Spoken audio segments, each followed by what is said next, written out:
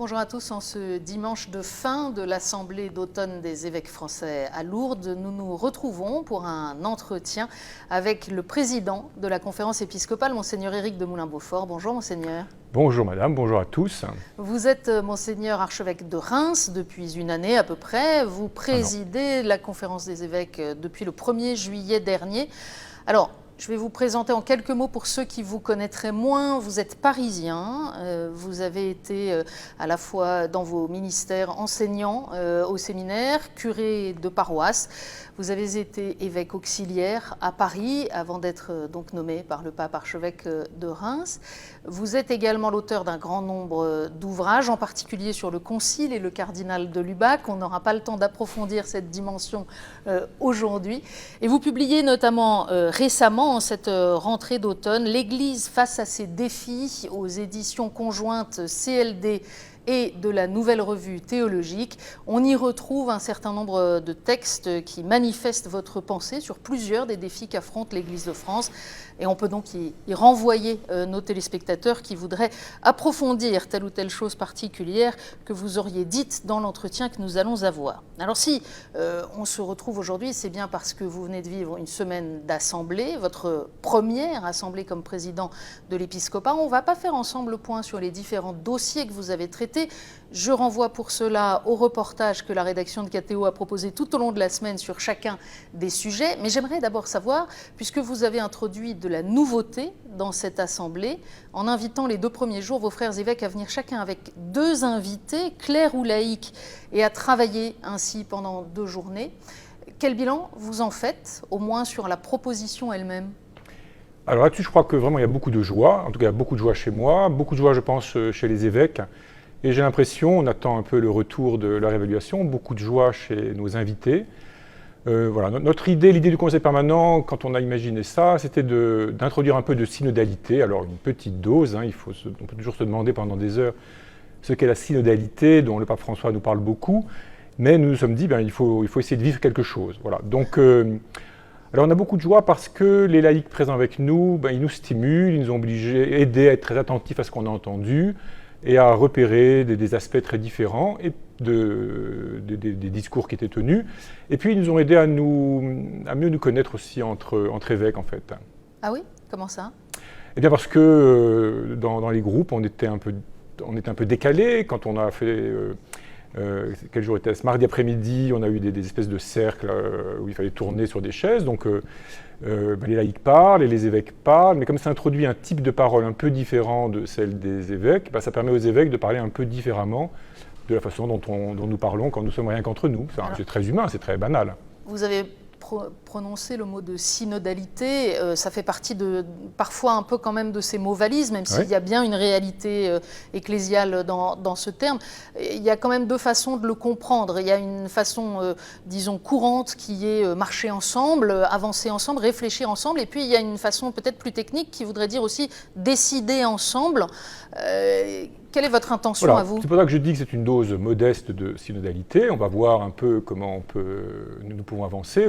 Hier, nous avons eu un temps d'évaluation avec les évêques pour savoir si on continuait comme ça chaque assemblée, une fois par an. Donc voilà, tout ceci reste à reprendre. Et ce qui est très important pour nous, je crois, c'est d'essayer de sentir ce qui va se passer concrètement dans les diocèses après. Quand l'évêque va rentrer, il va retrouver ses 2 invités de cette semaine. Qu'est-ce qu'ils vont faire, qu'est-ce qu'ils vont raconter, à qui, qu'est-ce que ça va produire, rien, beaucoup de choses, un peu, qu'est-ce que nous allons arriver au conseil permanent, disons, à en recueillir.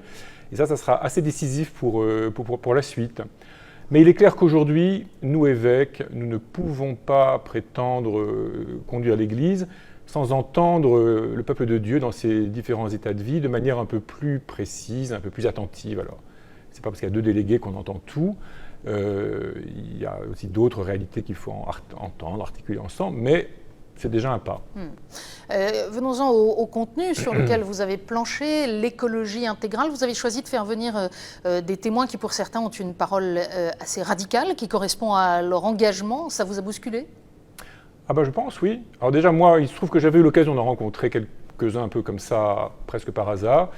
Et ce qui m'avait impressionné, c'est de voir des gens relativement jeunes qui ont pris qui ont fait des choix de vie assez radicaux à cause de ce qu'ils comprennent de la transformation écologique ou de la contrainte écologique, appelons ça comme on voudra. Et donc une espèce de conversion qui, je trouve, nous met en cause, nous chrétiens. Comment est-ce que nous nous convertissons? Est-ce que je suis capable d'une conversion aussi radicale? Et on voit bien que ce qu'ils vivent et ce qu'ils essaient de faire a un certain impact autour d'eux. Ils essaient d'avoir de l'impact. Donc moi, je leur suis extrêmement reconnaissant d'avoir accepté de venir nous parler. Souvent, ils ne connaissaient pas vraiment ce que c'est qu'un évêque, alors encore moins un groupe d'évêques tout entier. J'allais dire un troupeau d'évêques, un groupe d'évêques tout entier. Rassemblés. C'était bien, je pense, pour ça aussi qu'il y ait d'autres états de vie avec nous, pour que ce soit un public plus identifiable, peut-être. Et voilà, ce qui est intéressant pour nous, c'était d'entendre un ton que certains évêques avaient entendu, mais d'autres pas. Une manière aussi de parler, une manière de voir la réalité, qui est assez stimulante. Voilà, après, donc, il faut faire ce que nous avons à en faire, mais c'est intéressant de se faire bousculer un peu. Alors, il y a quand même derrière ça des appels, vous l'avez dit, à une forme de conversion écologique qu'on peut lire aussi dans l'encyclique Laudato Si du pape François. Cet appel à un changement de vie, c'est peut-être un peu déroutant quand même par certains aspects. Et, au fond, est-ce que c'est pas une nouvelle lubie, un nouveau moment où on dit tiens, c'est ça qui est à la mode? Comme Monseigneur 23 est devenu archevêque de Paris, sa thématique initiale, et tout au long de son épiscopat à Paris, ça a été de dire que nous devions changer de mode de vie. Et il a martelé ça avec beaucoup de force et d'énergie, de persévérance. Et ça n'a pas été tellement entendu, en tout cas ça n'a pas été tellement suivi des faits. Même pas d'ailleurs dans nos comportements. Voilà. Donc c'est pour dire que cette lubie, elle n'est pas si récente que ça. Jean-Paul II a fait allusion à la crise écologique depuis fort longtemps, le patriarche Bartholoméos aussi. Donc ça fait longtemps que l'humanité sait qu'elle épuise la planète, elle sait qu'elle la remplit de déchets, elle sait qu'elle est en train de polluer l'air de telle manière que le climat change. Donc on le sait à des degrés divers. Voilà. Alors aujourd'hui, on est vraiment, à force de le savoir, on finit quand même par être au pied du mur. Et un des enjeux, il me semble, c'est que nous, chrétiens, nous puissions aider à ce que les transformations qu'il va falloir vivre, nous les vivions dans la paix, dans l'espérance, dans la confiance, et pas dans la compétition, pas dans le sauf qui peut, pas dans la panique. Ouais, et dans une vision qui garde l'homme au centre, parce qu'on est parfois mal à l'aise dans le discours écologique d'aujourd'hui, qui considère que le principal danger de la planète, c'est l'homme, et donc voilà, donc là, c'est certainement la part que nous pouvons apporter assez fortement, mais qui nous oblige à bien entendre ce que les uns et les autres disent et font. Nous avons du mal à croire à l'inéluctable, parce que nous croyons à la liberté de l'homme. Maintenant, il y a de l'irréversible, il y a des seuils qui ont été franchis, mais nous pensons, comme ça nous a été beaucoup dit d'ailleurs par nos interlocuteurs, que l'on peut transformer la contrainte en promesse, pour donner une formule. Et je pense que nous, catholiques, nous sommes ou chrétiens de façon générale d'ailleurs, nous sommes bien armés pour le faire, parce que la sobriété, ça nous va bien. Honnêtement, si tout le monde vivait comme la plupart des familles catholiques vivent, l'empreinte écologique, l'empreinte du monde occidental sur la planète serait moins forte. Mais on est quand même contaminé, peut-être un peu anesthésié aussi, parce que la réalité, c'est qu'on vit dans une société de consommation. C'est quand même... Voilà, nous sommes tous prisonniers de cette société de consommation, que nous le voulions ou non. Elle a permis de construire après la Deuxième Guerre mondiale une société d'abondance, qui nous a libérés de la famine, de la disette, qui nous a permis de mener à bien beaucoup de choses. Moi, maintenant que je suis à Reims, là, je constate, notamment dans la Marne, je me rends compte que la transformation de l'agriculture qui a eu lieu après la Deuxième Guerre mondiale est une aventure absolument formidable, menée par des gens dont beaucoup, pas tous, mais beaucoup étaient des chrétiens de premier ordre vraiment, et qui avec beaucoup d'abnégation, beaucoup d'attention aux autres, beaucoup de volonté de servir, beaucoup de sens de la coopération internationale aussi, ont transformé la Champagne, autrefois pouilleuse, en une grande plaine à betteraves et à céréales, mais avec beaucoup d'intrants, beaucoup de pesticides. Voilà. Alors aujourd'hui, on se dit, on ne peut pas continuer comme ça. Ça ne met pas en cause la qualité de ce qu'ils ont fait, mais aujourd'hui, il faut inventer une nouvelle manière, alors non seulement de l'agriculture, mais il faut changer il faut changer nos désirs de consommation. Et sans condamner les représentants de ce monde rural qui... Au contraire, moi, pour en rencontrer un certain nombre, ils sont tous prêts à changer. Le problème, c'est que le consommateur, lui, ne change pas. Il veut toujours trouver du lait à toutes les saisons, toujours au même prix. Il veut toujours manger des tomates à toutes les saisons, toujours au même prix. Il veut trouver des ananas à toutes les saisons, toujours au même prix. Et voilà, ça ne peut pas marcher. Donc le travail que vous menez là-dessus, c'est un travail de conversion spirituelle et pas juste une conversion de l'épiscopat français à un militantisme gauchiste, pour le dire. Je pense que ce qui est en cause, c'est notre rapport aux autres, à la nature, au cosmos. Mais en fait, la clé de tout ça, c'est évidemment notre rapport à Dieu.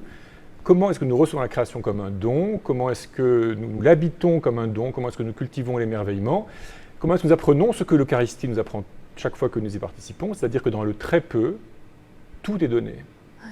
Et vous parlez d'émerveillement. Il y a eu à plusieurs reprises durant ces 2 jours de travail un appel aussi à retrouver la contemplation et dans le rapport au temps. Alors comment est-ce qu'on fait quand on est un évêque, comme tous les évêques, avec un agenda de ministre pour ne pas verser dans la suractivité? Moi j'ai la chance d'être comme beaucoup d'évêques dans un monde assez rural, assez étendu.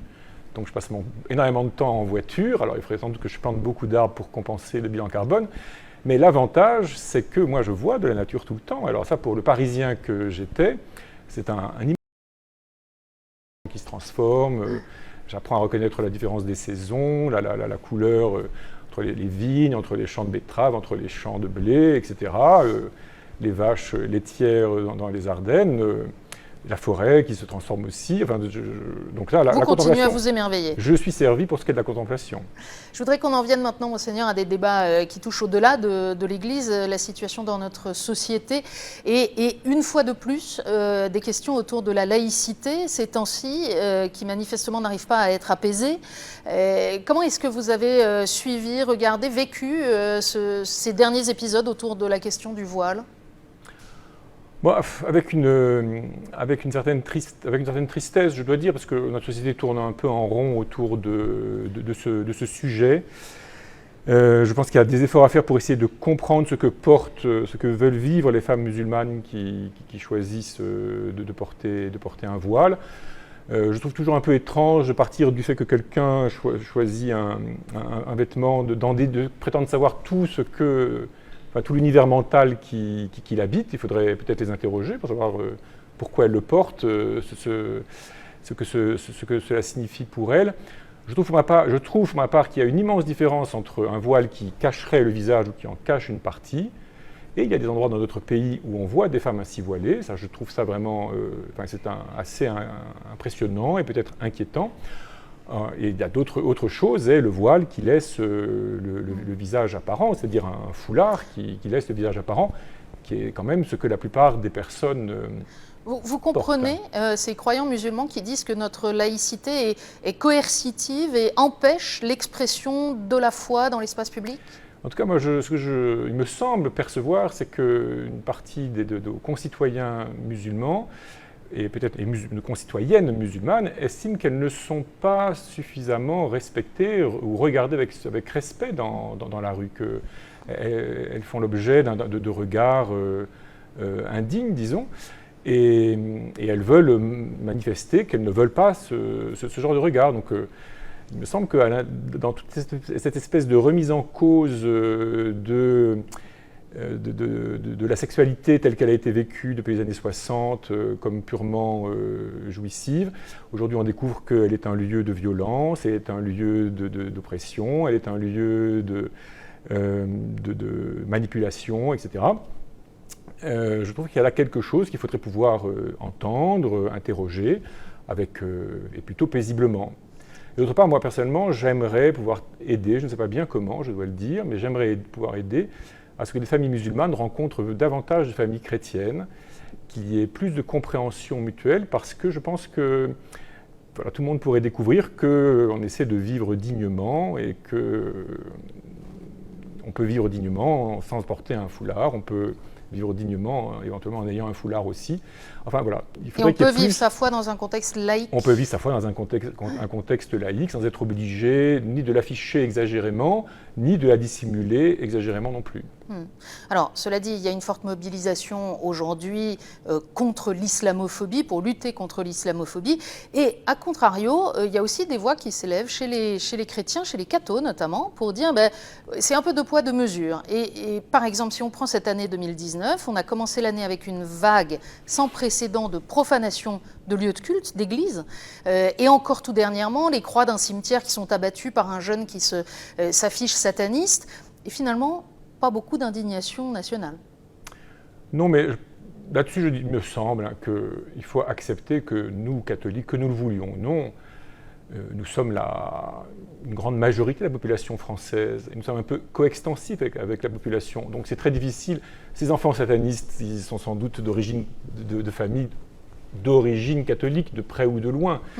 Donc c'est plus difficile de se retourner contre ceux qui sont nos enfants. Alors la vraie question, c'est pourquoi est-ce que la vivacité de la foi, la joie de croire a pu disparaître? Pourquoi est-ce que des gens des jeunes en particulier, quel plaisir peuvent-ils trouver à aller profaner un lieu de culte? Alors évidemment, il y a tellement de lieux de culte catholiques, on en trouve plus facilement que d'autres.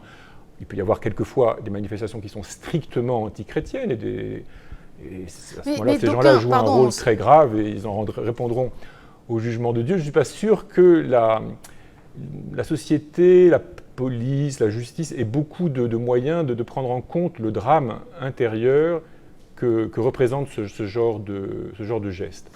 Et ça, c'est la vraie question. Alors peut-être qu'il est une question qui nous est adressée à nous. Comment est-ce que nous traitons le drame intérieur que traduit ce genre de geste invraisemblable? Mais comment est-ce que aussi, comme évêque, comme pasteur, vous prenez la parole au nom du peuple chrétien pour exprimer aussi la violence reçue, la blessure provoquée? Parce que d'aucuns disent, au fond, même nos évêques ne s'expriment pas tellement dans ces cas-là. Quand une église est vraiment profanée, il y a un rite bien précis pour purifier l'église après cette profanation. Et je sais qu'un certain nombre d'évêques les ont célébrés. Et ce rite permet d'exprimer quelque chose de cette violence. Et lorsque quelqu'un est vraiment sataniste, une violence qui vient aussi des forces du mal, et il faut pouvoir l'affronter avec les moyens que le Christ nous donne pour cela. Mais après, il me semble qu'à l'échelle de la société entière, la question c'est pourquoi une partie de notre jeunesse trouve-t-elle une sorte d'expression dans des gestes aussi inutiles et aussi violents et aussi dégradants pour eux.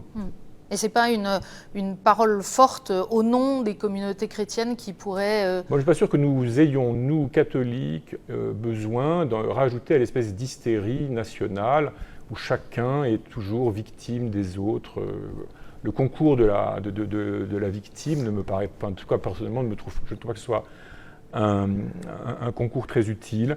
Je me souviens qu'au moment de l'assassinat du père Hamel, beaucoup d'observateurs, y compris d'ailleurs de nos hommes politiques, ont été impressionnés par la dignité, le calme, la sérénité du peuple catholique et honnêtement, on en était fiers.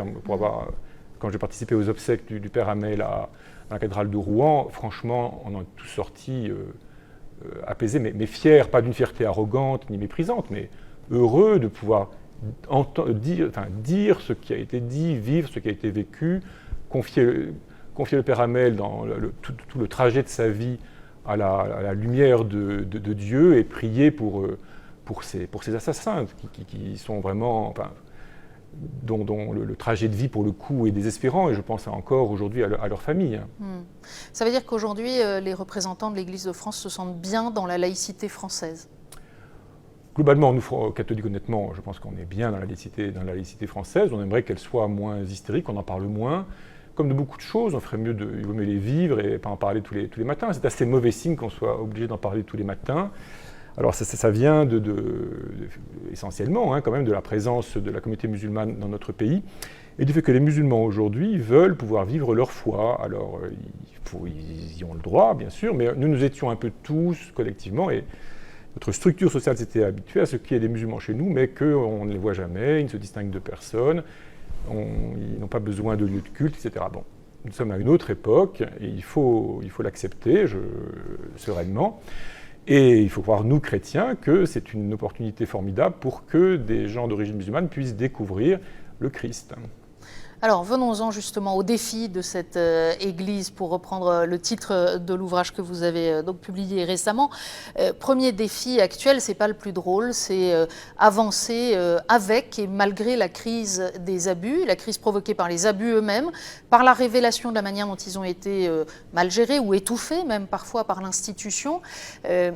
Où est-ce qu'on en est? Vous avez dit au cours de cette assemblée, un pas décisif a été franchi désormais. Quel est-il?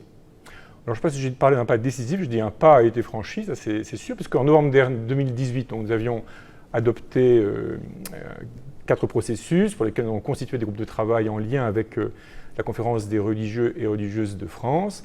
Et ces groupes de travail ont travaillé, ont rencontré des personnes victimes, ont fait des propositions précises, en tout cas ceux qui avaient le plus avancé, c'est-à-dire celui sur la mémoire et celui sur le volet financier de la reconnaissance des victimes. Et donc là, le pas qui a été franchi, c'est que nous avons adopté un dispositif précis. Donc chaque évêque est invité à prendre contact avec les personnes victimes qu'il connaît, qui se sont fait connaître de lui, pour pouvoir leur exposer comment nous proposons de recueillir la mémoire de ce qui leur est arrivé, et pas seulement des actes subis, mais de la manière dont ils ont pu vivre, bien ou mal, enfin, avec cela, de façon à mieux comprendre ce qui s'est passé, comment nous menons la prévention, bien sûr, de ce genre d'attitude, et comment nous suivons aussi les coupables. Et à l'intérieur de ce processus, nous avons décidé de pouvoir proposer aux personnes victimes, si elles le souhaitent, de recevoir une somme d'argent forfaitaire pour reconnaître que leur souffrance, elle vient des abus qu'elles ont subis, mais aussi du silence, de l'indifférence, de la négligence, quelquefois des dysfonctionnements, quelquefois des mauvaises décisions au sein de l'Église. Alors, très rapidement, Monseigneur, qu'est-ce que vous répondez à ceux des fidèles laïcs, mais aussi des prêtres notamment, qui disent « Mais attendez, nous, on n'est pas responsables de la mauvaise gestion des évêques, on est même parfaitement scandalisés et blessés nous aussi, et on ne veut pas être donc solidaires, en gros, y compris financièrement, de ce dont nous sommes aussi victimes ». Alors, on peut répondre comme Jean-Paul II l'avait fait au moment de la repentance. Nous n'avons pas commis l'Inquisition, nous n'avons pas condamné Galilée ou que sais-je. N'empêche que l'Église est un corps, elle est une fraternité, nous nous tenons les uns les autres. Les fidèles, moi je comprends très bien que les fidèles considèrent qu'ils n'ont pas à participer à cela. Certains fidèles nous ont fait savoir qu'ils étaient prêts à participer pour nous aider à constituer ce fonds. Parce que ce qui est clair, c'est que les associations diocésaines, de par leur statut, ne peuvent pas utiliser leurs ressources pour cela. Et c'est très bien, nous ne pouvons utiliser que des ressources que les fidèles mettent à notre disposition pour cela. Et nous-mêmes, évêques, nous serons les premiers contributeurs de ce fonds, peut-être pas en volume, mais en tout cas temporellement. Pourquoi est-ce que le montant n'est pas encore fixé? Il y a des résistances à vaincre? Non, je ne crois pas. C'est simplement que on est parti on pensait que les choses étaient assez claires. Donc on a parlé de gestes, après on a parlé d'allocations. Et puis quand le groupe de travail a rencontré les personnes victimes, il s'est rendu compte que le vocabulaire n'était pas approprié. Donc en fait, il a dû beaucoup travailler sur la question du vocabulaire.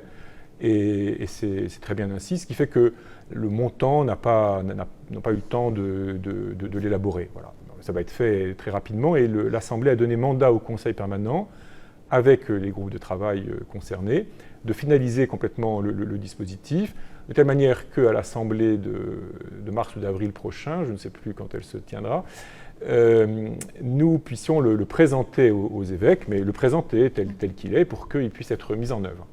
Est-ce qu'on sent bien que beaucoup d'évêques disent aussi est-ce qu'un jour on pourrait avoir une session où on ne passe pas toute une journée à travailler sur les abus? On peut concevoir qu'il y ait cette lassitude, mais néanmoins, êtes-vous prêt à poursuivre le travail, y compris sur les abus sexuels sur des personnes majeures, puisque là il s'agit uniquement des actes de pédophilie, et puis par la suite peut-être sur le diagnostic des abus de pouvoir dans certaines structures d'église? Alors, moi, j'ai eu l'occasion de dire aux évêques, il ne fallait pas qu'ils s'imaginent qu'on allait se débarrasser du sujet comme cela. C'est un sujet dont nous parlerons à chaque assemblée et pendant longtemps. Ça, c'est une évidence, parce qu'il faut garder la vigilance, parce qu'en fait, à partir de là, il y a beaucoup de thèmes tout à fait passionnant, d'une certaine façon, à voir. Et ce que vous avez énoncé le montre, c'est-à-dire qu'aujourd'hui, nous avons besoin de reprendre et de mieux habiter la relation pastorale, la relation d'autorité que le Christ donne à ses ministres au service du peuple chrétien. Voilà, c'est très beau de dire que nous sommes des serviteurs, que nous sommes au service, que l'autorité est un service, c'est très bien. Encore faut-il le vivre. Nous devons constater que, un peu trop facilement quand même, toute autorité, même purement spirituelle, peut se pervertir en emprise. Voilà. Nous ne pouvons plus être naïfs, hein. Donc tant pis, mais aussi tant mieux. Enfin, il faut se réjouir de ne pas être naïf et d'essayer de vivre une relation qui soit davantage celle que le Christ a voulu et a vécue, celle que l'on symbolise habituellement en parlant du Christ chaste et en nous invitant à la chasteté dans la relation. Donc ça, c'est un chantier formidable que nous allons devoir, que nous parcourons et que nous allons devoir parcourir pendant un certain temps. Alors c'est aussi tout l'enjeu de la mission portée par les laïcs comme par les clercs, les prêtres, les évêques. Vous allez rentrer dans votre diocèse comme tous vos frères évêques, avec finalement ici vous êtes fatigué parce que vous avez beaucoup travaillé ou vous repartez aussi avec des vitamines de ce travail collectif? Oh, moi je suis très heureux de ce qu'on a fait ici et ça me dynamise plutôt pour la suite bien sûr. Et j'ai une certaine hâte de retrouver le diocèse aussi. Il y a beaucoup de sujets à venir qui sont aussi des grands enjeux collectifs dans notre pays, qu'il s'agisse de la politique d'accueil des migrants, qu'il s'agisse de la suite des discussions sur la bioéthique, qu'il s'agisse... vous avez l'intention d'être, par exemple, médiatiquement présent sur ces sujets? J'ai essayé d'en dire quelque chose quand même dans le discours que j'ai tenu tout à l'heure. Bien sûr, nous serons très attentifs à ces sujets. D'autant que nous sommes conscients que sur ces sujets, même les catholiques sont divisés, que ce soit la question des migrants, que ce soit les questions de bioéthique. Il n'y a pas une unanimité absolue des catholiques. Voilà, notre rôle d'évêque, c'est d'essayer de tenir devant tout le monde la lumière de l'Évangile, si je puis dire. Donc d'essayer d'éclairer un peu les réflexions de tout le monde. Tout le monde, nous avons tous à nous convertir de toute façon dans l'ensemble de nos réactions face à la réalité. Donc sur les migrations, je pense qu'il faut que soyons lucides, hein, et tout ce que l'on peut dire sur l'écologie nous l'annonce, on n'a pas fini de voir des migrants. Donc il ne faut pas trop rêver qu'un jour ça va s'arrêter par miracle. Là, la question c'est comment est-ce qu'on les accueille, pourquoi, comment est-ce qu'on les aide et comment est-ce que nous nous aidons mutuellement à former une seule société. Parce que c'est ça le drame de notre pays, c'est que nous n'avons pas réussi jusqu'à maintenant à former vraiment une seule société et avoir des relations de vraie fraternité, bon, pour toutes sortes de raisons qui sont de tous les côtés. Et là, il y a un effort collectif à faire. Bon, sur les questions de bioéthique, la fascination ou l'attraction de solutions techniques à certaines souffrances, elle s'exerce sur tout le monde, y compris sur des catholiques qui ne peuvent pas avoir d'enfants ou qui, pour une raison ou pour une autre. Voilà, mais je pense que là, pour le coup, là aussi, la réflexion sur l'écologie et le constat de ce que devient notre planète avec la technique doit non pas nous amener à jeter à la poubelle la technique, mais à nous réinterroger sur notre rapport avec la technique et sur la place de notre corps et de la relation mutuelle. On voit bien le travail à poursuivre et on continuera de suivre aussi vos travaux. Il y a néanmoins dans tout cela 1000 raisons d'avoir peur. Alors pour finir, Monseigneur, que diriez-vous à ceux d'entre nous qui ont peur? Eh bien, que le Christ est vainqueur de la mort et du péché, qu'il n'y a rien à craindre. Il y aura toujours une humanité et surtout nous sommes faits pour la vie éternelle. C'était d'ailleurs l'évangile de ce dimanche. Hein. Quand on interroge le Christ sur la mort, etc., le Christ dit « Dieu est le Dieu des vivants, il nous a créés pour la vie ». Merci, Monseigneur, de nous avoir accordé ce temps. Vous pouvez retrouver cet entretien et tous les reportages sur les travaux des évêques au cours de cette assemblée plénière d'automne sur le site internet www.ktotv.com. Très bon dimanche à tous et à bientôt.